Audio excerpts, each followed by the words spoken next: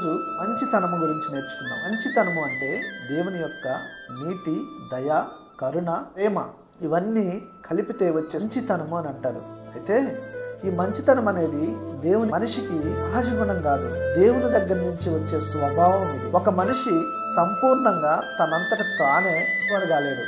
ఉమాపత్రిక 3:12 ఈ విధంగా రాయబడి ఉంటుంది. అందరూ త్రోవ తప్పి ఏకముగా పనికి మాలిన వారైరి, ఏలుచేవాడు లేడు, ఒక్కడైనను లేడు. దేవుని ఆత్మలో ఫలింప చేసినప్పుడు మనలో ప్రతిఫలించాలి. మంచితనము మనలో ఉందని ఎట్లా తెలుస్తుంది? లక్షణాలు ఏంటి అంటే, ఇక్కడ ఆపదలో ఉంటే మనం చూడలేము, ఒకరికి అన్యాయం జరుగుతుంటే మనం చూడలేము, మనం సహించలేము, ఓర్చుకోలేము, ఉండదు, అన్ని విషయాలలో అందించే వారిగా ఉంటాము. ఇది వారి యొక్క లక్షణాలు. అయితే క్రైస్తవుడు అనబడిన వాడు క్రీస్తు ప్రతిబింబాన్ని మనము పోలి మంచితనము అనే స్వభావాన్ని ధరించుకొని మనము నడిచేవారిగా, దేవుని వెలుగులో నడిచిన వాడు మంచితనముతో జీవిస్తాడు. దేవుని మంచితనము విశ్వాసని విడిచిపెట్టదు.